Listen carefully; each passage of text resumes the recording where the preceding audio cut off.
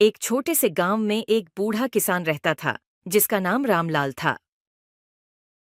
उसके पास एक पुरानी पुस्तक थी जिसमें विशेष ताकत के बारे में लिखा गया था, पर उसे यह ताकत का रहस्य कभी समझ नहीं आया। वह अपने गांव के लोगों के बीच इस रहस्य की चर्चा किया करता था और उनकी रुचि को बढ़ाता रहता था। लेकिन रामलाल ने फैसला किया कि वह रहस्यमयी ताकत को ढूंढने के लिए एक यात्रा पर निकलेगा। उसने अपनी पुरानी पुस्तक को अपने साथ रखा और रात के समय अपनी यात्रा की शुरुआत की। पहले दिन रामलाल एक जंगल में पहुंचा। वह रहस्यमयी चिराग की खोज में उत्सुक था, पर जंगल में रात आने के साथ ही संवेदनशीलता बढ़ने लगी। कुछ अजीब गजब ध्वनियां और रहस्यमयी आभास महसूस होने लगे। अरे ये कैसी आवाज है?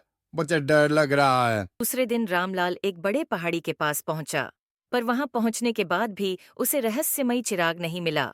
उसकी उत्सुकता बढ़ती गई और रामलाल बोला, अरे नहीं, समय तो धीरे धीरे कम हो रहा है और मुझे अभी तक चिराग नहीं मिला।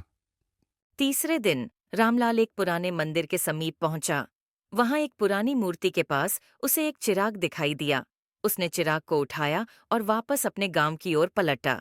पलटते पलटते उसने चिराग का चमकता हुआ प्रकाश देखा और बोला। ये कैसा प्रकाश है? चमक के साथ ही उसे रहस्य का समाधान मिल गया। चिराग की रोशनी ने उसे बताया, समय ही वह रहस्य है जिसकी तलाश में तुम जंगलों, पहाड़ों और मंदिरों की यात्रा कर रहे हो। इस कहानी से हमें यह सीखने को मिलता है कि हमें समय का महत्व और उसके महत्वपूर्णता को समझना चाहिए। हर एक क्षण को महत्व देना और समय का सदुपयोग करना हमारे लिए अत्यंत आवश्यक है।